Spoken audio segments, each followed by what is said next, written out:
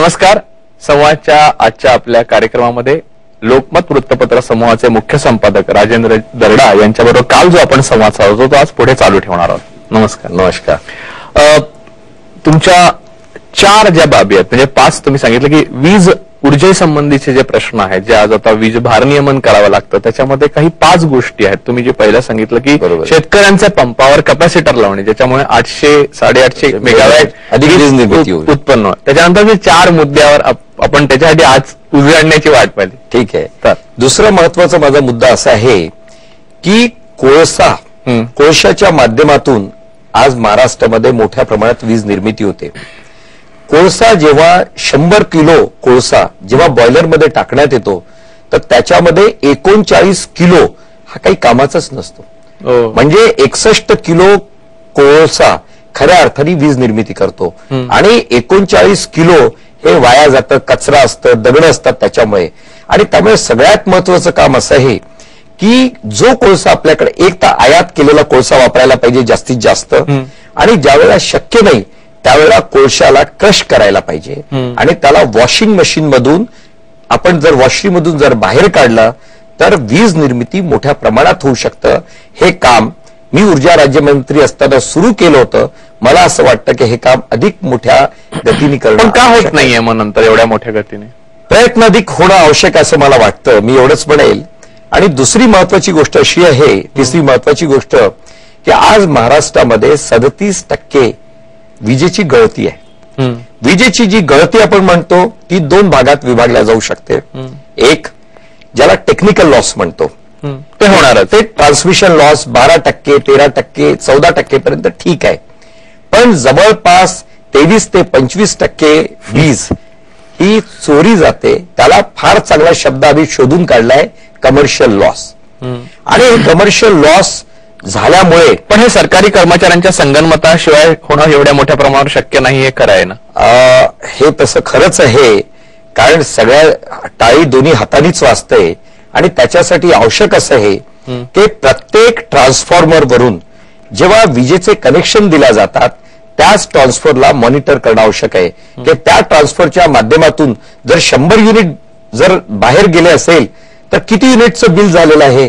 आणि याच्यासाठी फार मोठ्या प्रमाणात खर्च सुद्धा झालेला आहे. पण जितक्या चांगल्या प्रकारे याचं मॉनिटर व्हायला पाहिजे होतं ते दुर्दैवाने ते झालेलं नाही. चौथी महत्वाची गोष्ट अशी आहे याच्यामध्ये की विजेची काटकसर करायला पाहिजे. आज विजेची काटकसर आम्ही कधीच करत नाही. आज मुंबई शहरामध्ये सुद्धा मोठ्या प्रमाणात आपण पाहतो की जे स्ट्रीट लाईट्स आहेत ते जळत असतात. MIDC मध्ये आपण जा, MIDC मध्ये रात्री काही कारण नसताना त्या ठिकाणी वीज जळतात. आणि प्रत्येक जण, माझं असं म्हणणं आहे की प्रत्येक नागरिकांनी सुद्धा विजेची बचत ही मोठ्या प्रमाणात केली पाहिजे. जर या गोष्टींचं जर आपण पालन केलं तर मला असं वाटतं की निश्चित प्रकारे आपण विजेच्या टंचाईवर मात करू शकतो. अन्यथा कोणी काही बोलत असेल तरी 2011 पर्यंत विजेची तूट अशीच भासणार आहे या महाराष्ट्राला. पण मग दुसरा एक त्यातला मुद्दा असा आहे की तुम्ही राजकारणामध्ये आहात, बरोबर, आणि राजकीय भूमिका तुमची स्पष्ट आहे. त्याच वेळेला एका वृत्तपत्र समूहाचे तुम्ही मुख्य संपादक आहात. तर या 2 भूमिकांमध्ये कधी संघर्ष, अंतर्द्वंद्व निर्माण होतं का? खरं सांगायचं म्हणजे मंत्री असताना निश्चित हे द्वंद्व निर्माण व्हायचं की ज्यावेळेला मी मंत्री होतो शेवटी शासनाची बाजू मला उचलून धरणं अत्यंत आवश्यक होतं. आणि त्यामुळे मी त्यावेळेला संपादक पदाचा राजीनामा दिला होता. त्यानंतर जवळपास 7 वर्ष मी वृत्तपत्रापासून दूर राहिलो. पण जेव्हा मी पाहिलं की यावेळेला राजकारणात गर्दी थोडी जास्तच आहे तेव्हा हरकत नाही आपल्या मूळ व्यवसायाकडे, पत्रकारितेकडे वळावं. आणि त्यामुळे आज पत्रकार म्हणून काम करताना, संपादक म्हणून काम करताना आणि विधानसभेत आमदार म्हणून काम करताना मी अधिक द्वेषाने, अधिक जोशाने प्रश्न मांडू शकतो. आणि अनेकदा असं होतं की मी मांडलेल्या प्रश्नाला तितक्याच चांगल्या प्रकारे शासकीय बाजूनी सुद्धा त्याला प्रतिसाद सुद्धा मिळतो. तुम्ही या वृत्तपत्र समूहाचे प्रतिनिधी म्हणून जगामध्ये जाण्याचा तुमचा बऱ्याच वेळा प्रसंग आला किंवा तुम्ही यू आर प्रिव्हिलेज्ड वन, की तुम्ही राष्ट्रप्रमुखांबरोबर किंवा आपल्या देशाच्या प्रमुखांबरोबर जगामध्ये गेला. त्या अनुभवामध्ये माणसाला प्रगल्भ करण्याचं किती सामर्थ्य, म्हणजे तो अनुभव सांगून तुम्ही सांगा की दृष्टी कशी बदलते. निश्चित मी आपल्याला सांगतो की मला या देशाचे पंतप्रधान श्री राजीव गांधी यांच्या सोबत मला ऑस्ट्रेलिया, न्यूझीलंड, इंडोनेशिया, थायलंड किंवा नॉन अलाइन समिटसाठी, अलिप्त राष्ट्राच्या सभेसाठी मला बेलग्रेडला जाण्याचा योग आला. त्याचबरोबर अमेरिकन सरकारच्या निमंत्रणावरून मला 1988 साली अमेरिकेमध्ये जे राष्ट्रपतीची निवडणूक जी झाली 1988 साली, ज्यावेळेला डुकायसेस वर्सेस सिनियर जॉर्ज बुश अशी त्यावेळेला लढत होती, त्यावेळेला त्या ठिकाणी जाण्याचा योग आला. आणि असं जेव्हा तुम्ही जेव्हा पाहतात किंवा बेलग्रेडमध्ये मला 103 देशांच्या राष्ट्रप्रमुखांच्या जवळ वावरता आलं, त्यांच्याशी चर्चा करता आली. एक उदाहरण आपल्याला देतो. 1973-74 साली ज्यावेळेला मी विद्यार्थी म्हणून इंग्लंड आणि अमेरिकेमध्ये होतो, युएस मध्ये होतो, त्यावेळेलाच वॉटरगेट प्रकरण चालू होतं. निक्सन यांचं वॉटरगेट प्रकरण चालू होतं. आणि त्याच वेळेला किसिंजर आहे, त्याच्यामध्ये हेनरी किसिंजर होते. तेव्हा हेनरी किसिंजर बद्दल न त्यांना पाहता मी लिहिलेलं आहे. पण 1988 साली याच हेनरी किसिंजरनी आम्हा पत्रकारांचे वर्ग सुद्धा घेतलेले आहे. तेव्हा निश्चितच आपला अनुभव सुद्धा जो आहे तो प्रगल्भ होतो. जेव्हा मी आपले भारताचे तत्कालीन पंतप्रधान अटल बिहारीजी वाजपेयी यांच्याबरोबर जमैका किंवा त्रिनिदाद टोबॅगोला मी गेलो, तर त्या ठिकाणी पर्यटन कशा पद्धतीने विकसित होऊ शकतं हे पाहण्याचा योग आला. मी आपल्याला एक छोटस म्हणजे एक प्रसंग सांगतो. त्या प्रसंगावर आपण येण्यावर एक ब्रेक घेऊया. ब्रेक नंतर संवाद मध्ये आपलं स्वागत. तर एक प्रसंग, तुम्ही जमैकामध्ये गेला तर नाही, जमैका मी आपल्याला आता प्रसंग सांगणार होतो. तो राजीव गांधीजींच्या बरोबर मी जेव्हा बेलग्रेडला गेलो नॉन अलाइन समिटसाठी, तर त्या ठिकाणी आपल्याला सांगितलं की 103 देशाचे प्रमुख त्या ठिकाणी आले होते. पण त्याच्यातलं एक मजेदार गोष्ट अशी की लिबियाचा प्रमुख कर्नल गदाफी हा कुठे राहत होता? 5 स्टार हॉटेलमध्ये नाही, तर गावाच्या बाहेर तो राहुटी मध्ये तो राहायचा. आणि तो एखाद्या मर्क मध्ये किंवा मर्सिडीज मध्ये कार्यक्रमाच्या ठिकाणी यायचा नाही, तर उंटावरून तो त्या ठिकाणी यायचा. आणि त्याचे जे अंगरक्षक असायच्या त्या 4 मुली असायच्या. तेव्हा आपली जी काही पद्धत आहे ती सांभाळण्याचं काम कर्नल गदाफीनी त्यावेळेला खूप मोठ्या प्रमाणात केला. एक गंमतशीर एक उदाहरण आहे म्हणून मी आपल्याला ते सांगितलं. या सगळ्या जबाबदाऱ्या सांभाळत असताना राजकीय करिअर, म्हणजे स्वाभाविकपणे तुम्ही मंत्री होतात, तुम्ही आमदार आहात, राजकीय करिअरमध्ये या संपूर्ण अनुभवाचा, या शहाणपणाचा, या व्यावसायिकतेचा मोठ्या प्रमाणावर वापर करून घेता पक्षाला येऊ शकतो, तो होत नाही असं तुम्हाला वाटतं का? तुमच्या अनुभवाचा, तुमच्या व्यावसायिकतेचा, तुमच्या शहाणपणाचा आणि तुमच्या प्रगल्भतेचा जो वापर आधुनिक काळामध्ये आधुनिक प्रकारचं जे व्यवस्थापन लागतं, शहाणपण लागतं, राजकीय विजडम लागतो, त्याचा वापर करून घेत नाही असं वाटतं का? मोकळेपणाने मी असं म्हणणार नाही. शेवटी मी पत्रकार होतो आहे आणि पत्रकार असताना असं वाटलं की आपण समाजामध्ये जातो, त्यांचं प्रश्न समजून घेतो, ते प्रश्न आपण मांडतो, पण त्या प्रश्नाची अनेकदा सोडवणूक होत नाही. आणि मी आपल्याला सुरुवातीला सांगतो, राजकारणाचं मला फार आकर्षण नाही, पण राजकारणाचं मला विटाळही नाही. आणि राजकारणाचं मी द्वेषही करत नाही, घृणाही मला नाही. त्यामुळे मला जेव्हा संधी मिळाली, मी आमदार झालो आणि पहिल्याच झटक्यात पहिल्याच दिवशी मंत्री झालो. या प्रगतिशील महाराष्ट्राचा गृह राज्यमंत्री होण्याचा योग आला, ऊर्जा राज्यमंत्री होण्याचा योग आला, पर्यटन राज्यमंत्री झालो आणि विशेष म्हणजे मुंबईसह सगळ्या नागरी भागाचा मला गृह राज्यमंत्री होण्याचा योग आलेला आहे. माझ्याजवळ जे काही टॅलेंट्स होते, माझा जो वृत्तपत्रातला अनुभव होता, त्याचा निश्चित उपयोग मी महाराष्ट्राच्या जनतेसाठी केला. आणि इथे आल्यानंतर माझ्या जिल्ह्याचे किंवा माझ्या भागाचे ज्यांनी मला निवडून दिलेलं आहे त्या मतदारसंघाची प्रगती सुद्धा मी केली. आज राजकारणामध्ये गर्दी आहे, त्या गर्दीमध्ये समजा माझा उपयोग पूर्णपणे ते करू शकत नसतील तर त्याच्यात रागवण्यासारखं काहीच नाही. माझ्याजवळ काम भरपूर आहे आणि आज जर मी राजकारणाच्या माध्यमातून तितकं काम करू शकत नसेल, पण पत्रकारितेच्या माध्यमातून निश्चित मी काम करू शकतो आणि मी त्याबद्दल खूप आनंदी आहे. पण त्याच्यात दुसरा एक भाग आहे, म्हणजे तुम्ही आता जे म्हणाला तुमच्याकडे काम भरपूर आहे, हा तुमचा भाग झाला. एक योग्य माणसाबद्दल किंवा एका शहाण्या माणसाबद्दल किंवा जो व्यावसायिक कौशल्य आहे ज्याच्याकडे, अशा माणसाबद्दल राजकारणामध्ये आता जे युतीचं किंवा आघाडीचं राजकारण आहे, त्या माणसाचं म्हणजे तुमचं दृष्टिकोन या सगळ्याबद्दल, म्हणजे आता महाराष्ट्राचं राजकारण ज्या पद्धतीने घडतं आहे, आता मुख्य संपादक लोकमत म्हणून तुम्ही बोलणार आहात. बरोबर आहे. तर या प्रकारचं आघाडीचं किंवा युतीचं राजकारण आता चाललेलं आहे, त्याचं एक वेगळ्या प्रकारचं ध्रुवीकरण होताना दिसतं. म्हणजे नाही नाही म्हणता राष्ट्रवादी काँग्रेस ही शिवसेनेच्या जवळ जाते आहे किंवा काँग्रेस आणि राष्ट्रवादीमध्ये नाही नाही म्हणता काही एक प्रकारचं समीकरण बदलताना दिसतं. उत्तर प्रदेशच्या निवडणुका या निर्णायक ठरू शकतील, या सगळ्या म्हणजे त्यानंतर हे सगळ्या गोष्टी दिसून येतील. तुम्हाला आता आत असून तरी बाहेर राहून हे सगळं कसं दिसतंय? नाही, एक गोष्ट खरी आहे की येणाऱ्या काळामध्ये आघाडीचं राजकारण हे निश्चित राहणार आहे आणि जेव्हा दोन पक्ष एकत्र येतात त्यावेळेला कॉम्प्रोमाइज हे करावेच लागतात आणि कॉम्प्रोमाइज करत असताना नेहमीच एखाद्या पक्षाच्या प्रमुखाला त्याच्या मनासारखं होईलच असं सांगता येत नाही. त्यामुळे खरी आवश्यकता आता अशी आहे की लोकांनी कोणत्याही एका पक्षाला निवडून द्यावं, पण त्या पक्षाला निवडून द्यावं असं माझं स्पष्ट मत आहे.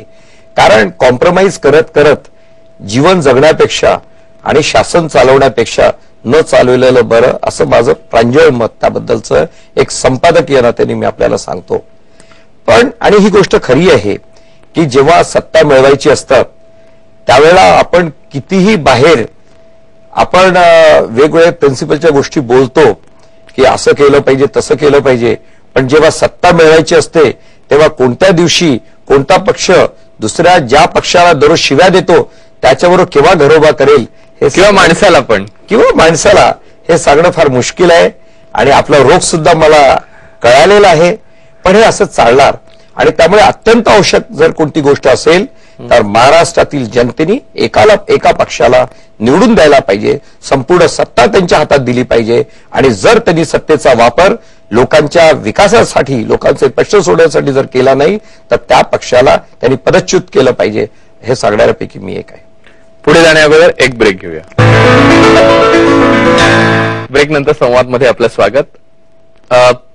लोकमतचा जो अनुभव आहे आतापर्यंतचा आणि आता पुढची जी दृष्टी आहे त्या संदर्भातला काही महत्वाचे प्रश्न माझ्या डोक्यात आहेत. पण त्याच्या अगोदर राजकारणाचा आपण एक जो मुद्दा जिथपर्यंत आला तिथून एक थोडा पुढे नेतो की येणाऱ्या काळामध्ये, म्हणजे तुम्ही जे मगाशी म्हणालात त्या अर्थाने मी विचारतो, येणाऱ्या काळामध्ये आश्चर्यकारक अशा युत्या किंवा आघाड्या, म्हणजे आता हे एका पक्षाला निवडून दिलं पाहिजे हे एक चांगला विजडमचं म्हणणं आपण समजून घेऊ की एक शहाणपणाचा जो होऊ शकतं काय तर हे होऊ शकतं. पण समजा जनता आता असं देशभर पॅटर्न दिसत नाही की एका पक्षाला बहुमताने निवडून दिलं, फार तुरळक अपवाद वगैरे, त्यामुळे आघाड्या युत्या होत राहतील. तर येणाऱ्या काळामध्ये एक संपादक म्हणून तुम्हाला जे किंवा राजकारणावर दृष्टी ठेवून असलेला आमदार असं जर पाहताना येणाऱ्या काळामध्ये आश्चर्यकारक युत्या महाराष्ट्रामध्ये किंवा आघाड्या होताना दिसतील असं तुम्हाला वाटतं का?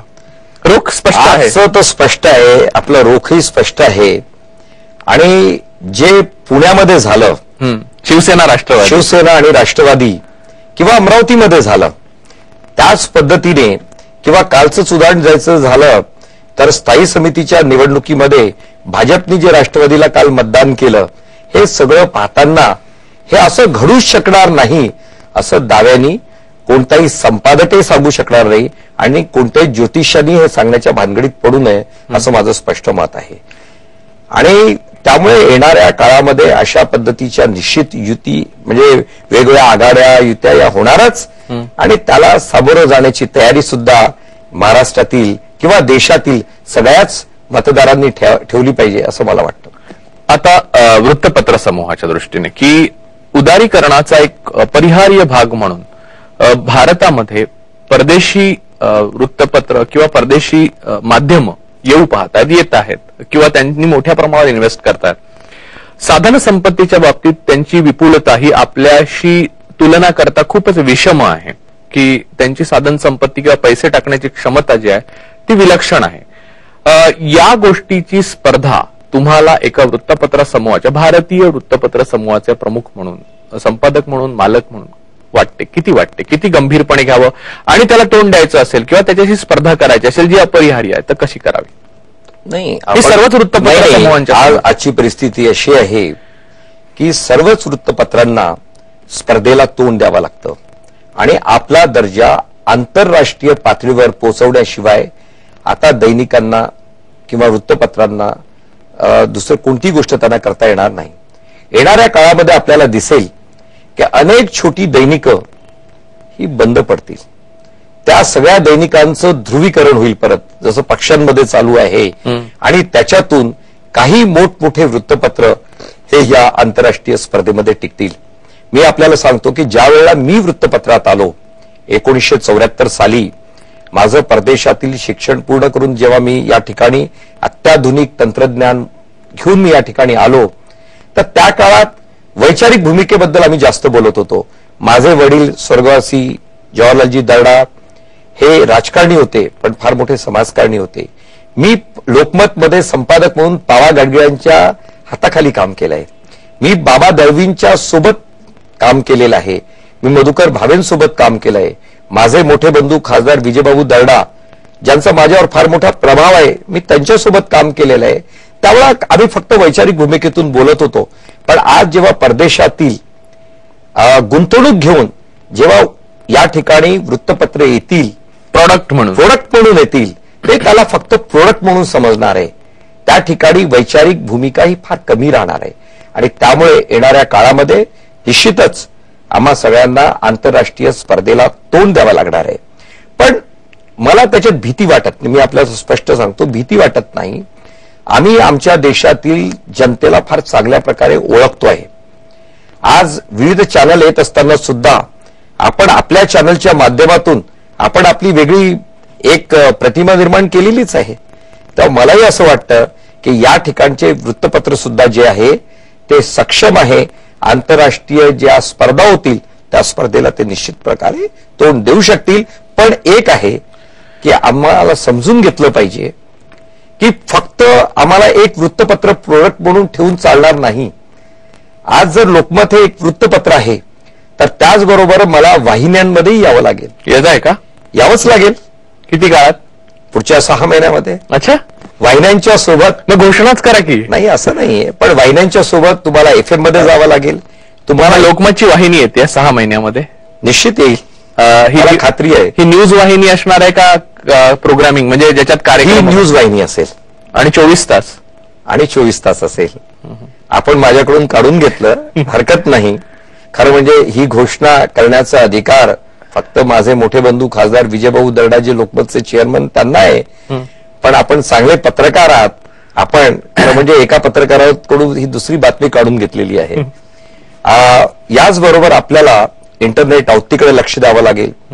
तरुणांना जर आपल्या बरोबर जर आपल्याला ठेवायचं असेल तर तुम्हाला ई पेपरवर लक्ष द्यावं लागेल. आणि येणाऱ्या काळामध्ये एक मजकूर जर आपण मिळवला, आपल्या पत्रकारांनी मजकूर मिळवला, तर तो सगळ्या फॉर्ममध्ये देण्याची क्षमता आपल्याला तांत्रिकदृष्ट्या निर्माण करावी लागेल. इथे एक अत्यंत महत्वाचा प्रश्न निर्माण होतो. मगाशी राजकारणाबद्दल बोलताना सुद्धा हा निर्माण झाला आणि आता हा धागा पुढे गेला माध्यमांबद्दल बोलताना, की मोठ्या प्रमाणावर गुंतवणूक होणार, त्यामुळे एक परदेशी माध्यम जेव्हा येणार ते प्रॉडक्ट म्हणून पाहणार. त्याच वेळेला राजकारणामध्ये कालचा मित्र आजचा शत्रू उद्याचा मित्र असं काहीही होऊ शकतं. कोणाची कोणाबरोबर युती होऊ शकते. सत्ता तत्व हे महत्वाचं राहतं. आणि हेच तुम्ही जेव्हा तुमच्या वडिलांबद्दल किंवा अणींबद्दल जेव्हा सांगत होता तेव्हा विचार, तत्वज्ञान अशा गोष्टींबद्दल आपण बोलत होतो. याचा अर्थ येणाऱ्या काळामध्ये व्यावसायिकता, व्यावसायिक भान, प्रॉडक्ट आणि त्यातून निर्माण होणारी साधन संपत्ती आणि लोकांच्या आवडीनिवडी ह्या गोष्टी अधिक बलवान ठरणार आणि विचार, तत्वज्ञान, विचार पद्धती, साधेपणा हे हळूहळू बॅकस्टेजला जाणार असं तुम्हाला वाटतं का? हा अखेरचा प्रश्न. असं मला वाटत नाही. याचं कारण असं आहे, शेवटी प्रत्येक वृत्तपत्राला आपली वैचारिक भूमिका ठेवावीच लागेल. जसं मी आपल्याला सांगतो, लोकमत वृत्तपत्र जेव्हापर्यंत आहे त्याची धर्मनिरपेक्षतेवर पूर्ण त्याचा विश्वास आहे.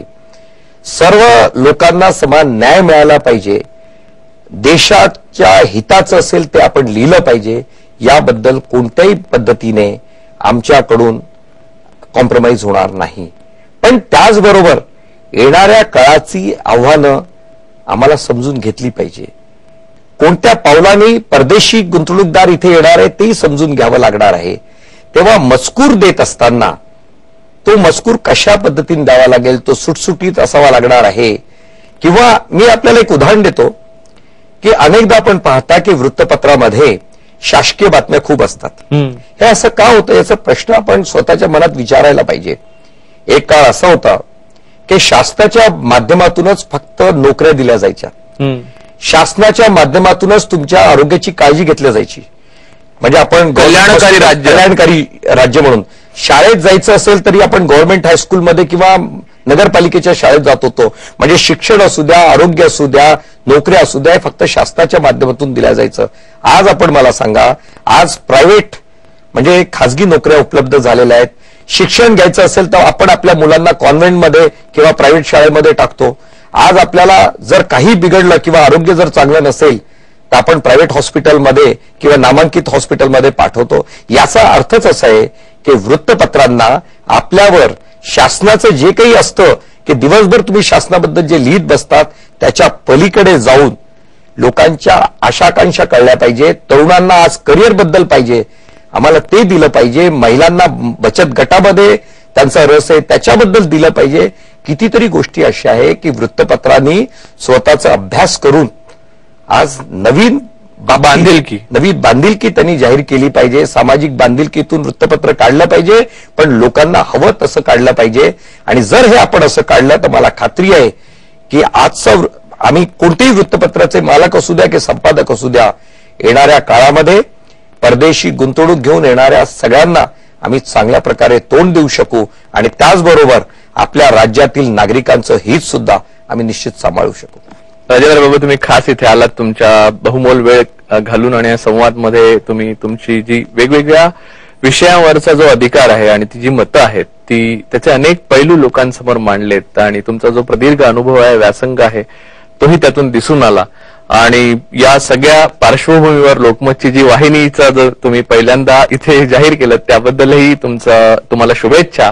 आणि तुम्ही इथे आलात त्याबद्दल ईटीव्हीच्या सर्व प्रेक्षकांतर्फे मी आपले आभार मानतो. मी सुद्धा ईटीव्हीच्या सगळ्या प्रेक्षकांचं आणि विशेषतः आपलं मी मनापासून आभार व्यक्त करतो. धन्यवाद. आपल्याला आमचा कार्यक्रम कसा वाटला यासंबंधी पत्र, ईमेलद्वारे आम्हाला जरूर कळवा. आमच्याशी पत्रव्यवहार करण्याचा पत्ता आहे